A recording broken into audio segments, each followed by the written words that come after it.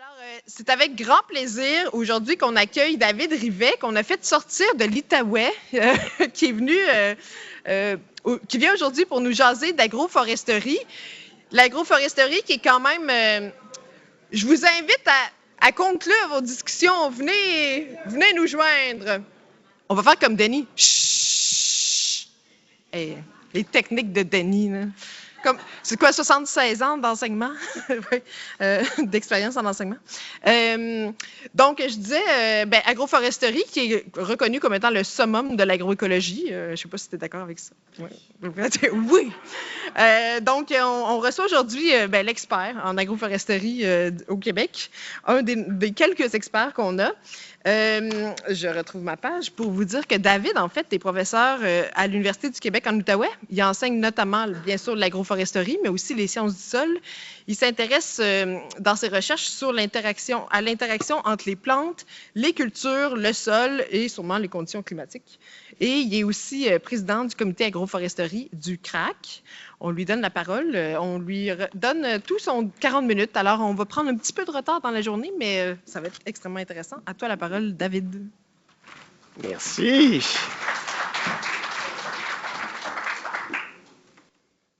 Bonjour tout le monde. J'espère que tout le monde va bien. Donc, je suis là pour le dessert. J'espère que vous aimez les desserts. On va parler d'agroforesterie. Je suis vraiment content de parler de ce domaine-là pour lequel ça fait 20 ans que je fais de la recherche en agroforesterie. Donc, je commence à m'y connaître un petit peu sur le sujet.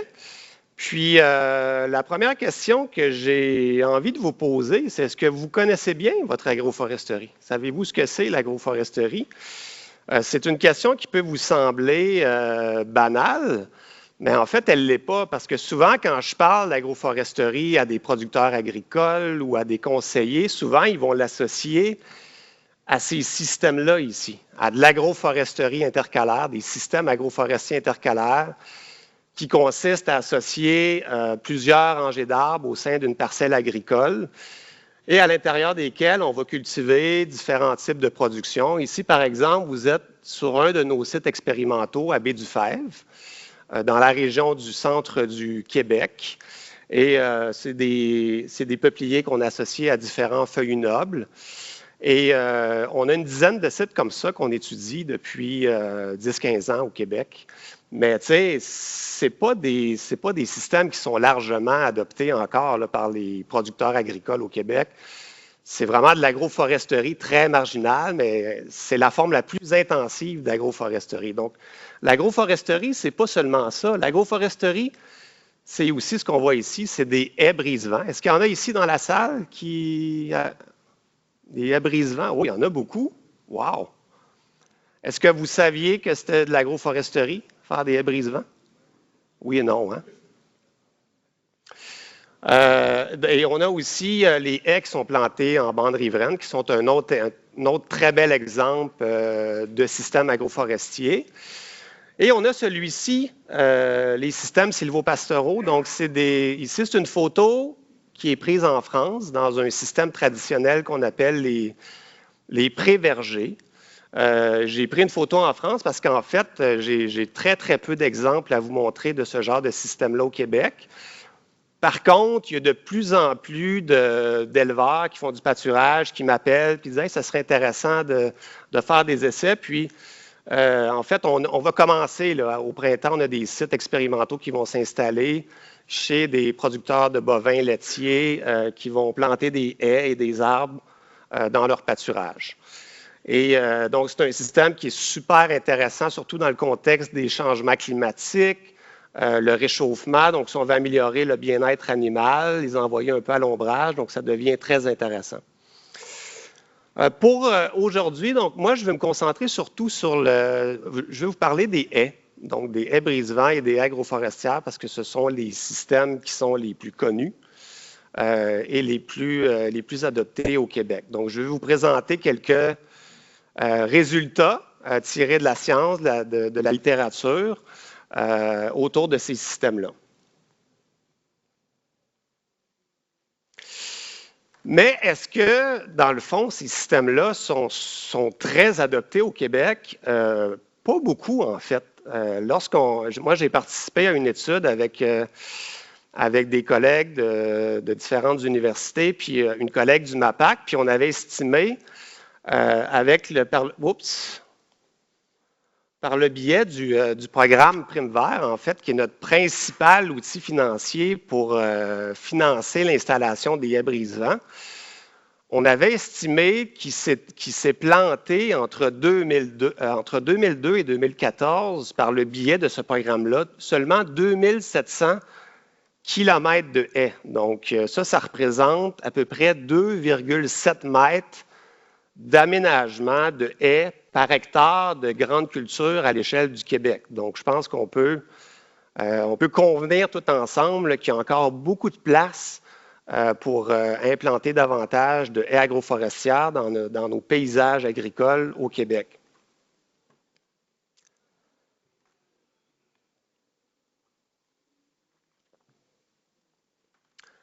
Pourquoi le taux d'adoption des haies agroforestières est, bon, je ne dirais pas qu'il est très, très marginal, mais pourquoi il est relativement faible? En fait, il y a toute une série de perceptions négatives que beaucoup de producteurs ont encore ou des freins à l'adoption. Donc, je ne fais pas une liste exhaustive de l'ensemble de ces perceptions négatives-là, mais je vous exprime ceux qui me sont exprimés depuis 20 ans par les conseillers, les producteurs agricoles. L'un des premiers, freins, c'est la question des rendements. Il y a encore beaucoup d'agriculteurs qui me disent, David, faire de l'agroforesterie, ce n'est pas bon pour mes rendements. Les rendements ne seront pas au rendez-vous. Donc, moi, je ne veux pas me lancer. Donc, c'est un aspect que je vais essayer de démystifier. Je pense que c'est un mythe que les haies, par exemple, ne sont pas bénéfiques sur les rendements. Je vais en parler tantôt. Ensuite, évidemment, il y a toute la question de l'entretien, les investissements. C'est vrai que quand on plante des arbres, on n'est pas dans des régions tropicales. On est au Québec. Les arbres ont une croissance modérée, parfois lente. Donc, il faut attendre longtemps avant que ces arbres-là, ces haies-là, puissent avoir des effets significatifs sur les sols, sur les cultures. Donc, on est vraiment dans une logique d'investissement à plus long terme, alors qu'en agriculture bio, ou j'allais dire conventionnelle, mais on est devant un public de bio, on est dans une logique annuelle. Hein? On sème quelque chose, on le récolte à la fin de l'année. Donc, en agroforesterie, on est dans une logique à long terme. Et ça aussi, ça peut constituer un frein. Ensuite, il y a toute la question de l'incompatibilité des aménagements agroforestiers avec les infrastructures agricoles existantes. Et tantôt, j'entendais des gens chuchoter, « Ah, j'ai planté une haie de saule, puis ça a bouché mon drain. » Ça, c'est vraiment un aspect, quand je parle d'agroforesterie à des producteurs, c'est toujours la première inquiétude là, qui pop, là, tu sais. Donc, je comprends très, très bien. On investit beaucoup dans le drainage des terres au Québec. Ça a coûté cher. Puis, c'est des infrastructures qu'on veut protéger. Donc, ça aussi, on n'a pas beaucoup de connaissances là-dessus, en fait.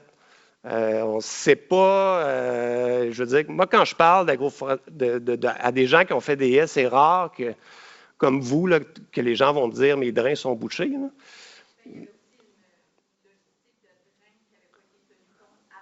Je suis content que vous fassiez la précision.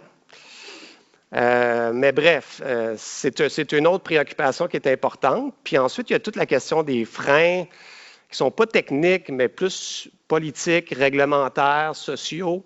Puis par exemple, dans les freins réglementaires, on sait que certaines municipalités, certaines MRC, qui empêchent carrément la récolte des arbres dans des bandes riveraines, par exemple. Donc ça peut déjà frapper l'imaginaire des producteurs agricoles. Ils disent, pourquoi je vais planter des arbres si je ne peux pas les couper éventuellement, tu sais? Je veux vous parler de la question des rendements. Je viens d'en parler. C'est souvent perçu négativement. Puis, or, la science est vraiment tranchée là-dessus, sur cette question-là. Je vous présente, par exemple, cette revue littérature qui a été publiée récemment et qui s'est intéressée à faire la compilation là, de plus de 744 années d'études.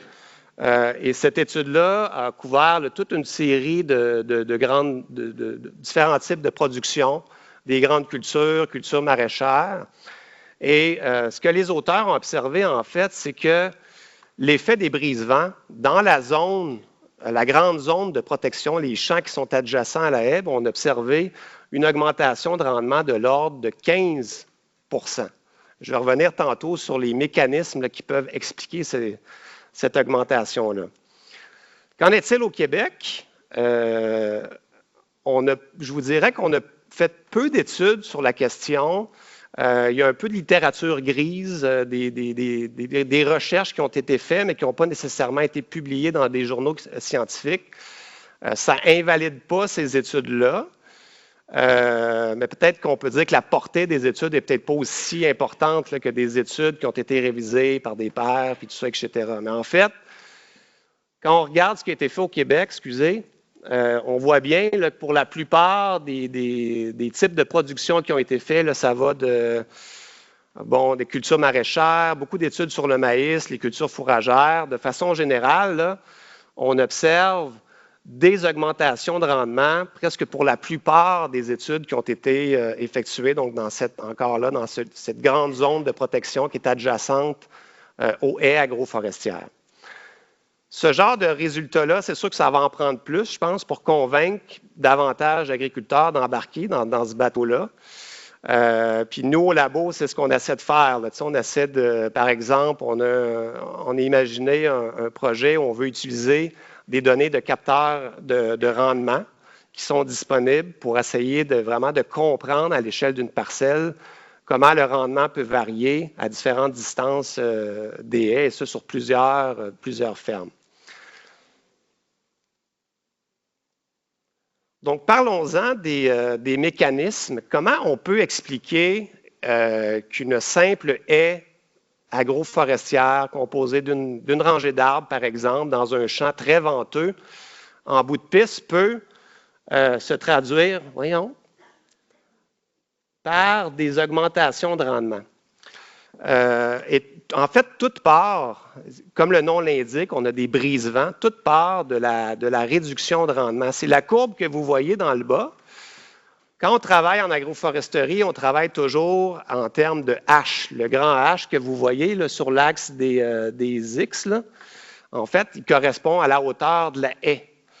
Et puis, on va prendre nos mesures à différentes distances de la haie, donc à différentes H, qui est la hauteur de la haie.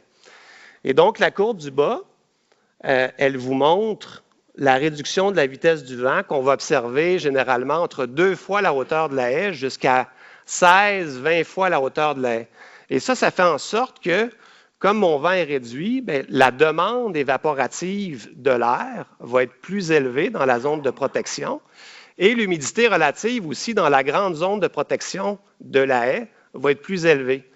Et donc, ça fait en sorte que, généralement, on va avoir une meilleure conservation de l'eau dans les sols, dans la grande zone de protection des haies. Donc, l'ensemble de ces mécanismes-là, on peut ajouter à ça aussi au fait que, on a parlé de la neige tantôt, la haie peut augmenter la rétention de la neige l'hiver, ça peut être favorable pour certains types de production, les céréales d'hiver, la luzerne par exemple. On peut avoir aussi une réduction des phénomènes de verse. Le fait de freiner les vents aussi, ça va empêcher les particules de sol minéral qui ont un pouvoir abrasif, donc qui peuvent venir avoir ce pouvoir abrasif-là sur les tissus des cultures. Donc, l'ensemble de ces mécanismes-là, conjugués à la modification des conditions microclimatiques, fait en sorte que souvent, on va avoir cette augmentation de rendement-là dans la zone protégée des haies. Et ce qui est vraiment intéressant, c'est le fait qu'on ait une meilleure conservation de l'eau. Ça devient vraiment très intéressant dans le contexte des changements climatiques parce qu'on le sait, le climat se réchauffe, on va avoir davantage de sécheresse pendant l'été. Donc, si on a des champs avec une meilleure conservation de l'eau, probablement qu'on va avoir une plus grande stabilité des rendements aussi d'année en année avec les changements climatiques dans des parcelles qui sont protégées par des haies brise-vent. Une petite photo, je vous présente des résultats comme ça rapidement. Un collègue, André Vizina, lui, a fait des études au Saguenay-Lac-Saint-Jean. Il a observé des augmentations de rendement de la luzerne de 50 % à certaines années dans certains champs. Et il a observé que ces augmentations de rendement-là étaient associées à un plus grand couvert de neige grâce à la présence des haies. Et puis moi, j'ai une étudiante au doctorat qui a commencé, Mme Ève-Marie Hébert, qui s'intéresse justement à ces questions-là. Donc, elle fait son terrain l'hiver. La plupart, je vois, Caroline, on a des étudiants qui travaillent l'été sur le terrain, il fait chaud, mais elle est très courageuse. Elle fait son terrain pendant l'hiver. Puis ce qu'elle fait, c'est qu'elle caractérise à différentes distances de haies agroforestières. Elle travaille sur 3 sites, tous les processus d'accumulation de la neige. Puis l'hypothèse, évidemment, centrale, c'est que les haies permettent d'accumuler plus de neige. Et puis après ça, grâce à des modèles hydrologiques, elle va modéliser quel effet ça peut avoir sur la recharge des nappes phréatiques à l'échelle de petits bassins versants. Fait que ça, je n'ai pas de résultat à vous donner, c'est à venir, mais ça semble prometteur. Ensuite, je ne suis vraiment pas un expert là, de tout ce qui est lutte intégrée, mais ça, c'est un autre avantage qu'on peut lire aussi beaucoup dans la littérature. L'agroforesterie peut avoir un effet bénéfique sur la faune auxiliaire. Donc, le fait d'introduire des arbres, des arbustes, ça peut créer différents types de sources de nourriture, des habitats aussi pour la faune auxiliaire. Donc, par exemple, il y a une méta-analyse qui a étudié différentes études qui ont été réalisées dans différentes régions tempérées du monde, qui a révélé une augmentation de 24 des insectes prédateurs des ravageurs des cultures et une diminution de 25 des ravageurs dans les systèmes agroforestiers. Une autre étude a, quant à elle, révélé une augmentation de 12 à 18 du parasitisme du puceron dans les céréales lorsqu'on augmentait dans le paysage agricole la présence des haies de seulement 1 à 6 Donc, ça vous donne une idée aussi, là, ça c'est vraiment des études scientifiques qui ont été réalisées, d'un autre effet positif que peut avoir la présence des haies dans le paysage agricole. Ensuite, il y a beaucoup de gens qui me posent la question, est-ce que les arbres qui sont plantés dans des haies agroforestières, est-ce que ça pousse bien? Est-ce que le fait d'avoir des pratiques agricoles à côté, est-ce que ça ne peut pas nuire à l'établissement des arbres? Donc, c'est une question qu'on s'est posée au laboratoire. Et on a visité, en fait, tous les petits points rouges que vous voyez sur la carte. C'est tous des sites, toutes des haies qu'on a visités avec un de mes étudiants à la maîtrise, Antoine Mathieu. Donc, au total, on a visité 37 fermes pour un total de 40 km de haies et on a mesuré plus de 4300 arbres plantés soit dans des haies brise-vent ou soit dans des haies plantées en bande riveraine. Et au total, on a observé que le taux de survie des arbres qui ont été plantés dans ces aménagements-là était de 86 % Ça, c'était vraiment au-delà de nos attentes. On ne pensait pas observer un si grand succès, en fait, des arbres plantés dans les haies agroforestières. Ça, c'est le premier résultat qui nous a frappé. Puis ensuite, Antoine a aussi mesuré la taille des arbres, puis à partir de l'âge des aménagements, il a fait des courbes de croissance des arbres. Et ça nous a frappé aussi à quel point les arbres plantés dans les aménagements agroforestiers avaient des croissances souvent très spectaculaires, qui sont supérieures à celles qu'on peut observer dans les plantations forestières plus conventionnelles. Et ça peut s'expliquer, premièrement, parce que les arbres poussent dans des milieux ouverts, donc ils ont accès à beaucoup de lumière, mais ils sont plantés aussi sur des bons sols, des sols fertilisés, donc les arbres peuvent bénéficier de la fertilisation qui est apportée à la culture, et ça fait en sorte que ça pousse vite.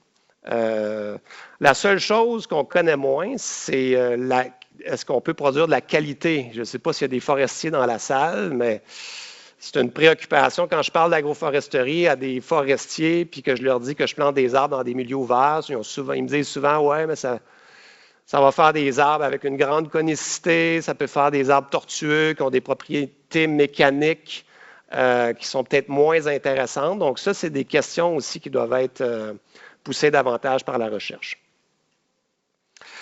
Ensuite, toujours à partir je reviens à ma carte ici, là, de ces sites-là, on a estimé les taux de séquestration du carbone dans les arbres, donc dans les parties aériennes et dans les racines.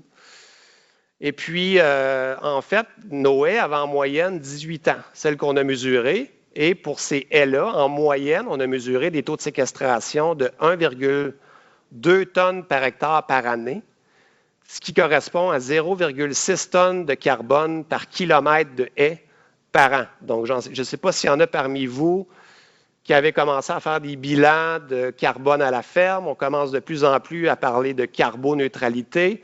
Donc, c'est le genre de données qui peut être intéressant pour vous si vous voulez estimer si vous avez des haies ou si vous avez l'intention d'en planter, le potentiel que ça peut apporter sur le plan de la séquestration dans les arbres.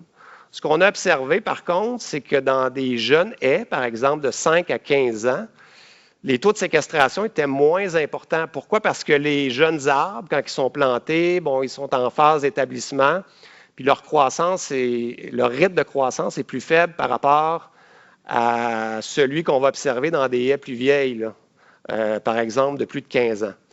C'est ce qui explique là, les écarts de taux de séquestration qu'on peut observer là, entre les deux types de haies qui sont plus jeunes ou plus vieilles.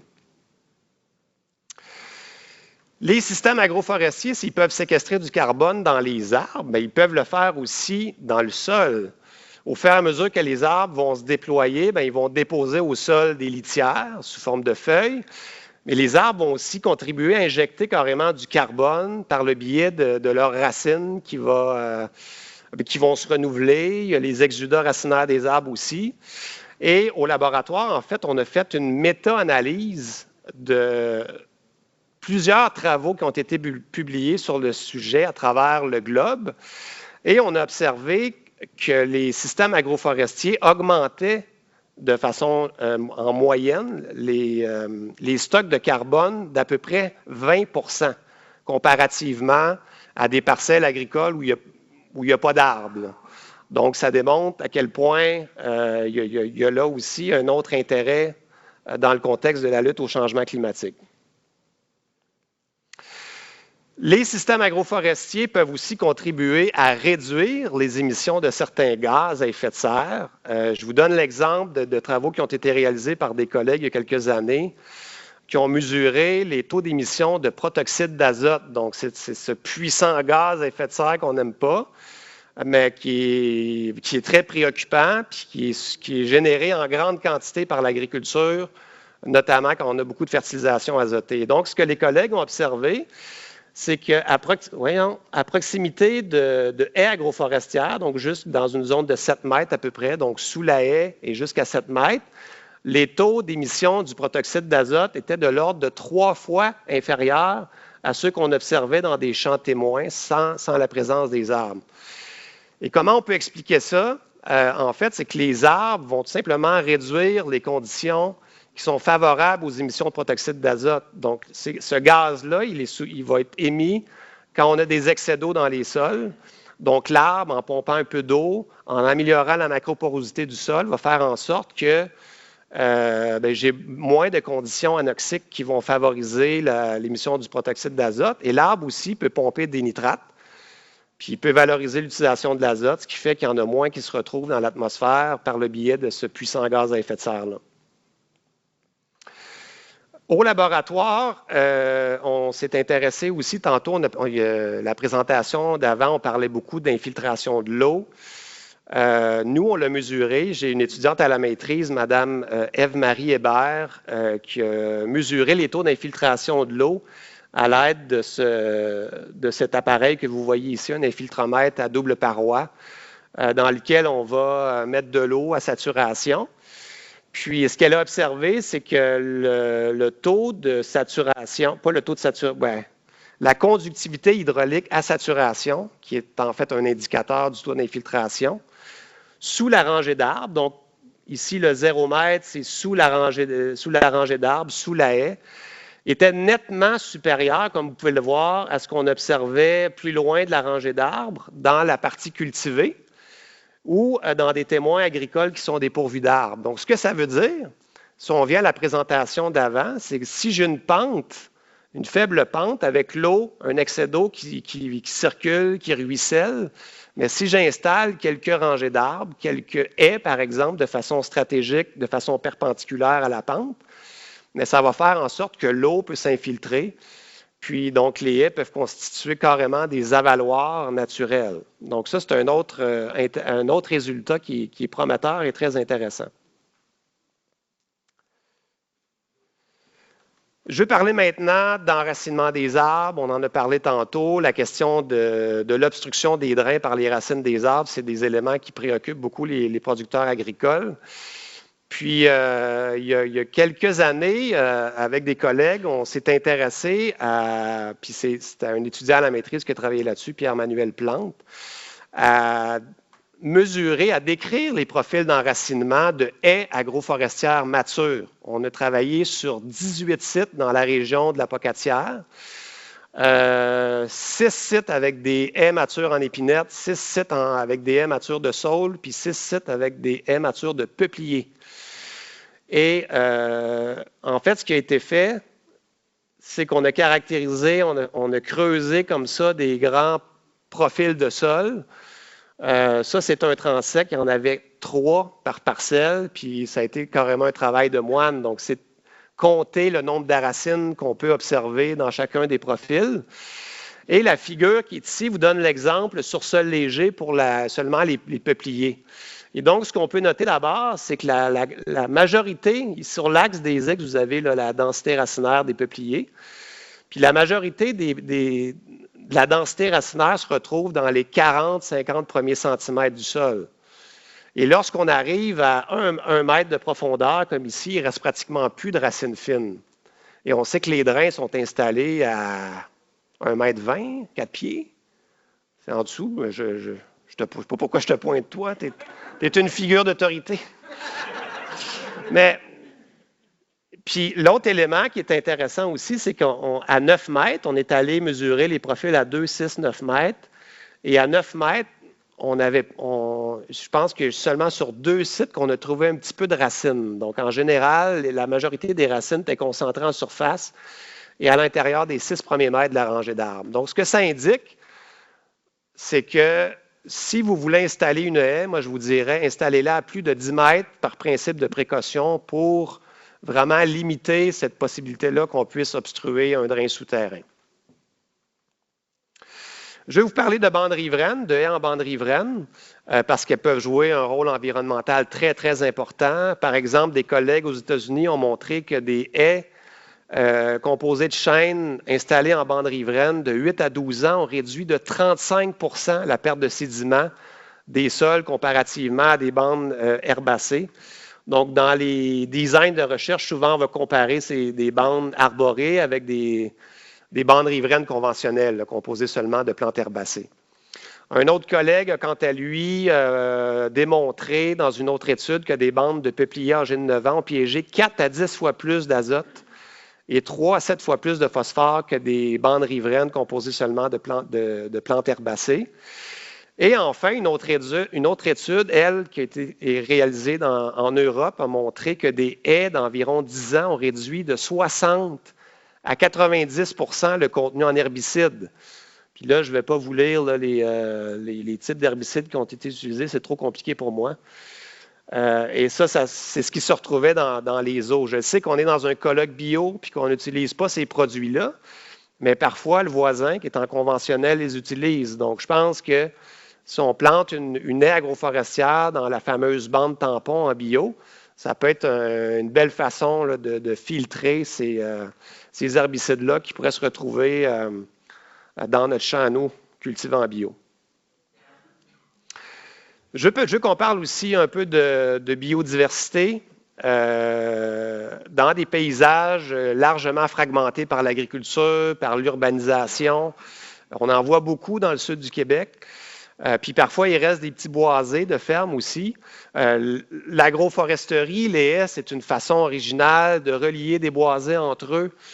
Puis ça peut favoriser les déplacements de la faune. C'est ce qu'a révélé une étude qui a été réalisée par des collègues récemment, qui a montré, moi j'aime beaucoup le renard roux, je ne sais pas s'il y en a qui aimaient cet animal-là, c'est un bel animal charismatique. Et ils ont montré que cet animal-là aimait beaucoup les haies, aimait beaucoup se déplacer entre des boisés lorsqu'il y avait des haies. La même chose pour le coyote aussi. et d'autres animaux aussi qui apprécient beaucoup les haies comme corridor écologique. Par contre, c'est sûr qu'il y a beaucoup de producteurs, quand je parle d'agroforesterie, qui me disent « Hey, mais tes arbres, ça attire-tu des oiseaux, par exemple, qui peuvent être nuisibles à certains types de production? » On peut penser au maïs, par exemple. On sait que les oiseaux noirs, là, je vous ai mis une image d'un carouge à épaulettes, mais ça pourrait être un étourneau, ça pourrait être une corneille. On n'a pas beaucoup d'études là-dessus, mais en lisant un peu la littérature, j'ai vu 2 études qui sont allées mesurer les abondances d'oiseaux dans des haies agroforestières. Puis selon ce que j'ai pu constater, ces haies-là n'attirent pas nécessairement plus d'oiseaux noirs qui peuvent être nuisibles à la culture. Donc, c'est le constat que moi j'ai fait, mais probablement que ça mériterait peut-être un peu plus d'attention par d'autres études. Ensuite, dans une méta-analyse globale qu'on a faite au labo, encore là, en prenant des données tirées de d'autres études réalisées à travers le monde, en utilisant différents indicateurs de biodiversité là, que j'ai nommés ici, donc la diversité des vertébrés, des plantes invertébrées, l'abondance de ces groupes taxonomiques-là.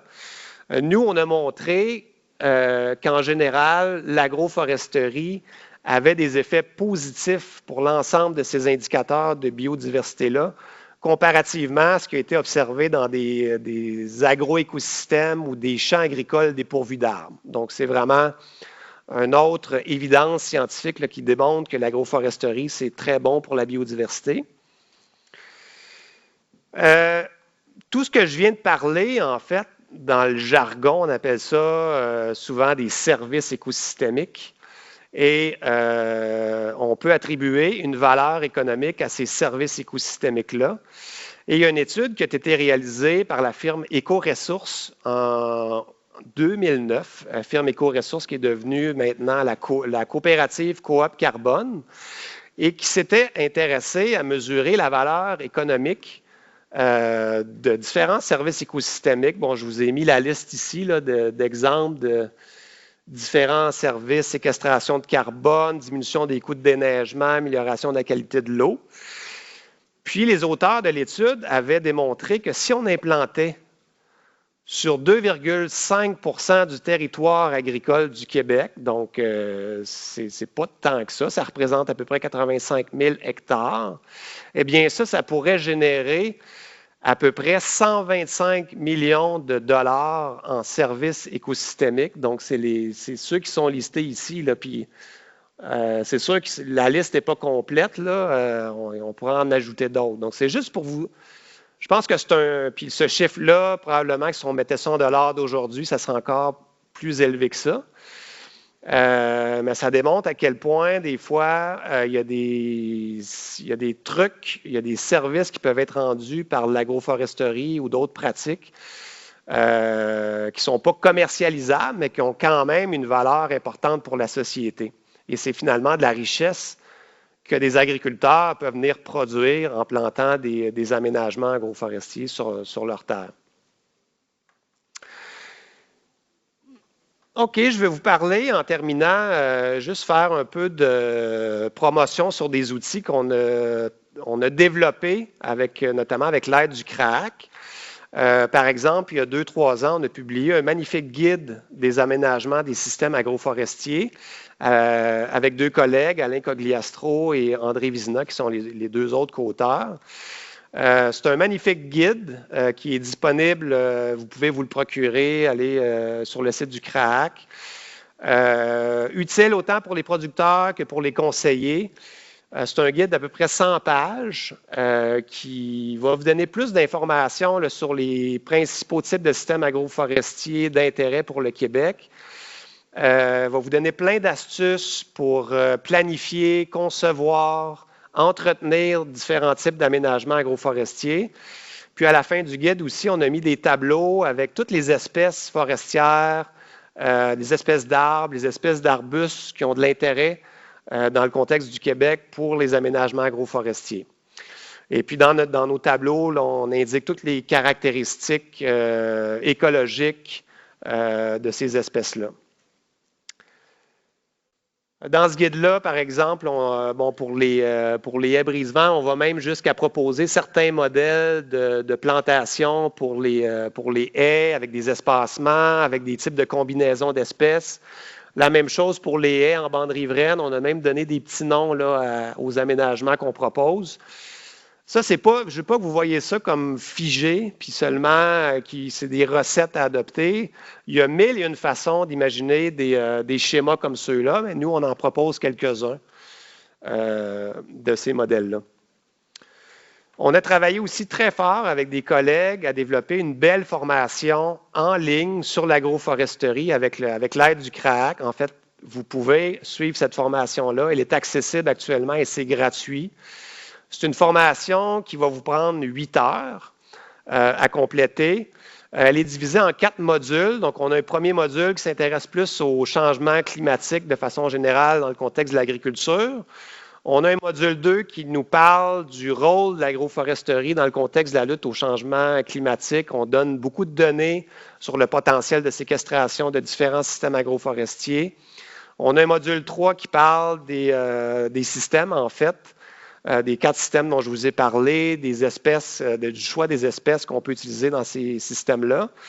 Et le module 4 parle plus de la mise en place d'un système agroforestier. Puis là, ça s'adresse peut-être plus aux intervenants, aux conseillers, aux aménagistes, aux biologistes. Donc, pour bien les outiller, pour qu'ils puissent accompagner des producteurs à installer des systèmes agroforestiers, puis qu'on puisse obtenir du succès. Donc, en conclusion, il y a quelques éléments, je veux qu'on retienne de ma présentation. D'abord, la première chose, c'est que des aménagements agroforestiers qui sont bien conçus, ça peut être bénéfique pour les rendements agricoles. Il y a de plus en plus d'évidences scientifiques qui démontrent que cet effet positif-là, il peut être accru dans le contexte des changements climatiques, dans le contexte des sécheresses, par exemple. Et on peut s'attendre à obtenir des rendements plus stables. Donc, juste pour ça, selon moi, c'est une très bonne raison de se pencher sur l'idée qu'on devrait faire plus d'agroforesterie, de planter plus de haies dans nos paysages agricoles. Ces systèmes-là aussi sont de magnifiques outils à utiliser pour améliorer le bilan carbone des fermes. Je pense que je l'ai bien démontré, mais ça peut fournir aussi plein d'autres services, amélioration de la santé des sols, qualité de l'eau, qualité des paysages, biodiversité. Et enfin, je pense qu'il faut arriver à mieux rétribuer les producteurs agricoles qui font de l'agroforesterie pour l'ensemble des services écosystémiques qu'ils vont générer pour la société. Évidemment, on a des programmes très intéressants qui sont en développement. Il y a le programme ALUS de l'UPA, il y a le plan d'agriculture durable, il y a tous les marchés du carbone réglementés, volontaires, il y a même des marchés de biodiversité qui sont en train de se développer. Donc, je pense que ça, c'est tous des bons outils qui vont permettre justement de mieux appuyer les producteurs pour, en fait, reconnaître leurs efforts, puis la valeur économique qu'ils peuvent apporter pour la société par le biais des services écosystémiques. Donc, voilà, je vous remercie de votre attention, puis je demeure disponible pour répondre à quelques questions si vous en avez.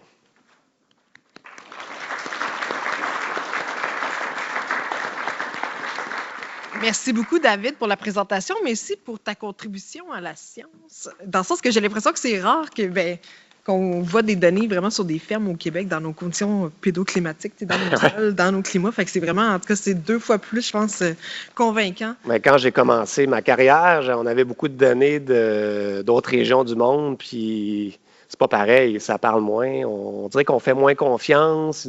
C'est-tu la même chose ici? Fait que là, oui, c'est vrai, on peut miser sur de plus en plus de données tirées de nos fermes à nous, de notre région, de notre contexte.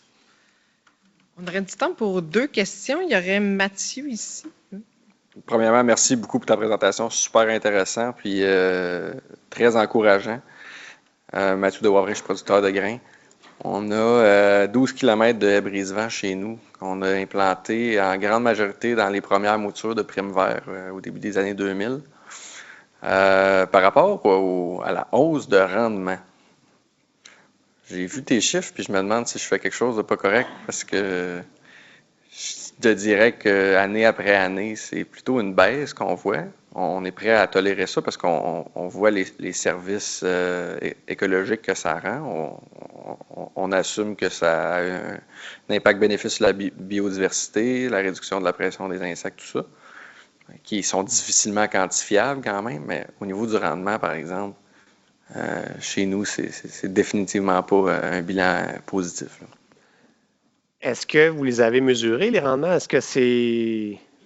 Des cartes de rendement depuis 2008, je crois. Puis, systématiquement, sur les cartes de rendement, c'est vraiment moins élevé. Mais c'est que tu vois que d'année en année, le rendement diminue ou... Oui, au fur et à mesure que la haie est en croissance, là, le rendement diminue définitivement. Est-ce que tu me parles pour l'ensemble du champ ou c'est juste à proximité? Parce que si je reviens à la carte que j'ai montée tantôt, tu as généralement, tu sais, dans la littérature, c'est ce qu'on voit, tu as une zone où on va observer plus de la compétition entre les haies et les cultures à proximité des haies.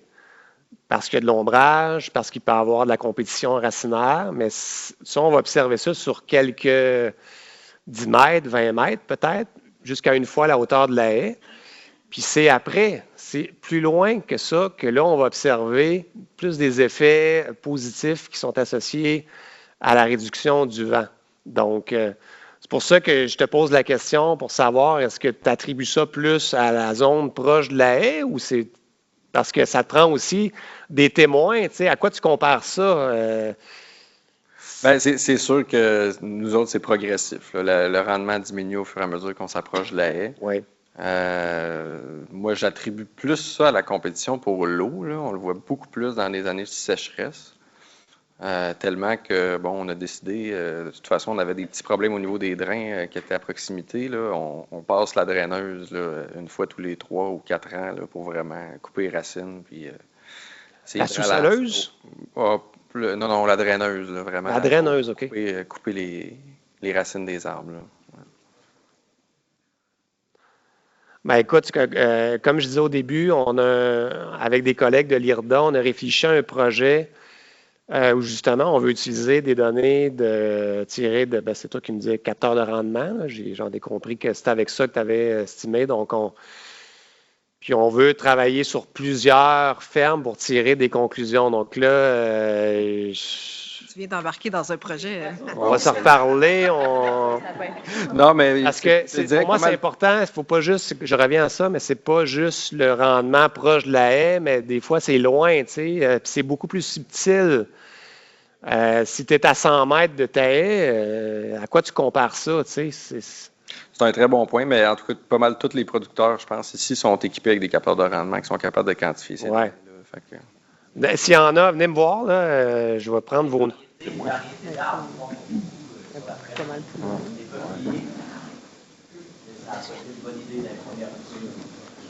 Surtout des peupliers en fait, les peupliers, c'est qu'ils poussent très vite.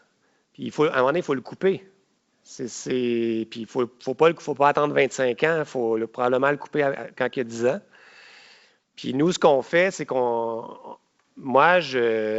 c'est sûr que le peuplier, c'est pas pour tout le monde. Mais je l'utilise encore dans mes dispositifs expérimentaux, puis on le coupe très tôt. Là, on a un site où les peupliers ont 12 ans, puis ils font 45 cm de diamètre. On les coupe, c'est terminé. Il faut les couper parce que, comme tu dis, à un moment donné, ils peuvent devenir envahissants pour la culture. Mais il faut les associer avec d'autres espèces parce qu'il peut y avoir des avantages à court terme d'utiliser le peuplier sur le plan environnemental pour rapidement freiner du vent, mais je pense qu'on doit les combiner à d'autres espèces qui vont pousser plus lentement. Les peupliers, ne serait-ce que sur le plan forestier, peuvent éduquer aussi d'autres feuillus qu'on va associer, des chênes, des érables, des cerisiers, des bouleaux. Et puis, ben, c'est ça. Mais ça prend... Il faut les couper. Il ne faut pas attendre. Il y a une question de Jean-François, puis ensuite, il y avait Gilles, je pense, qui avait ça. Planter des arbres, c'est noble, c'est bien, sauf que ça ne va pas être pour nous, ça va être pour l'avenir.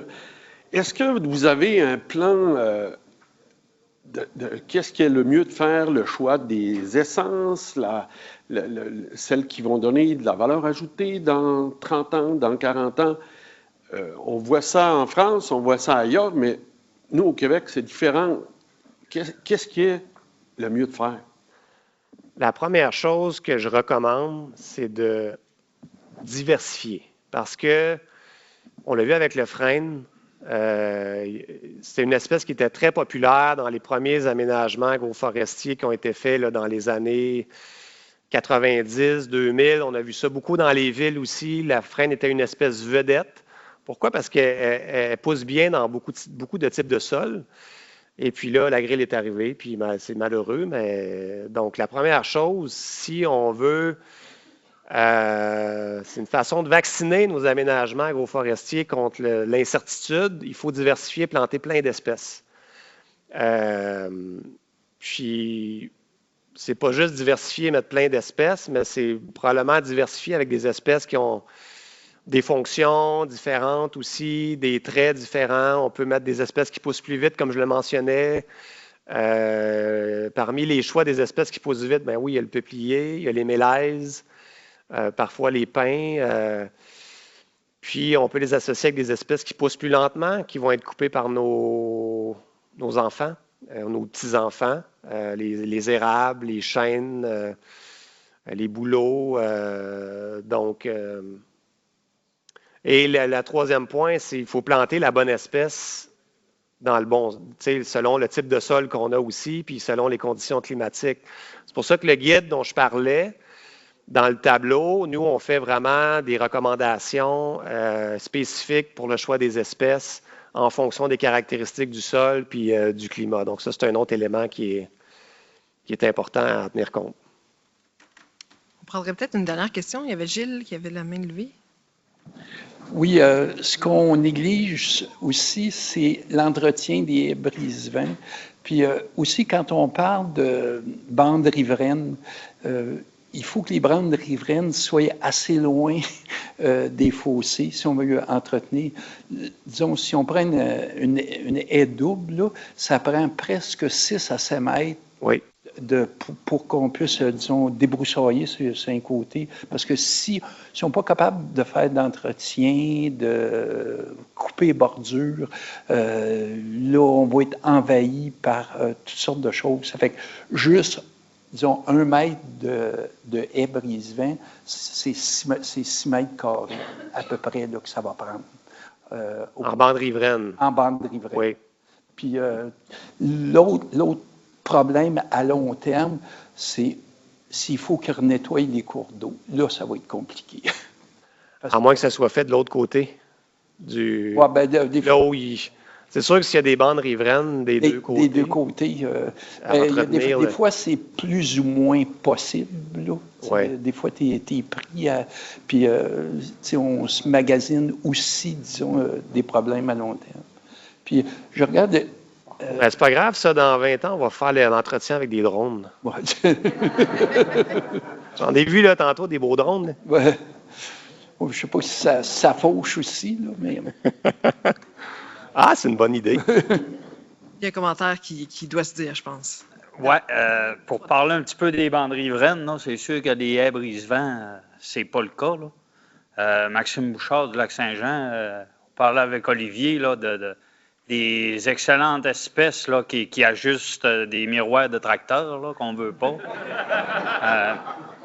Nous autres, je pense qu'on est unanime là, que les bouleaux, le bouleau là, est une espèce qui pousse quand même bien. Puis quand on y va avec des bandes riveraines, peut-être penser aussi aux arbustes, ça vient moins haut. On a besoin probablement de moins d'entretien. Puis, je pense que pour la job là, de tenir le bord du ruisseau ou du fossé ou peu importe, ça fait la job.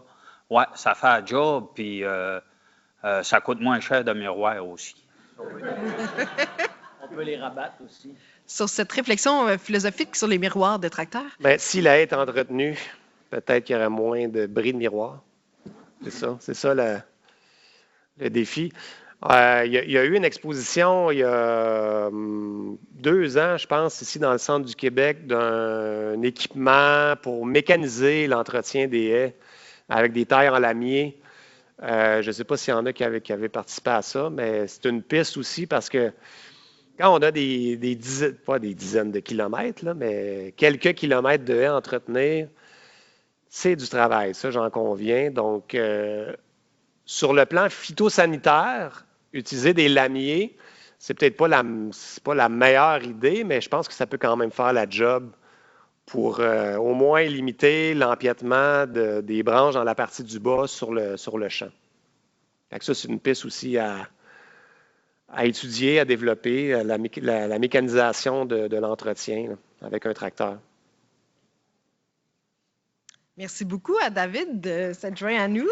Et merci à vous pour vos questions et votre participation active. C'est déjà la fin du colloque.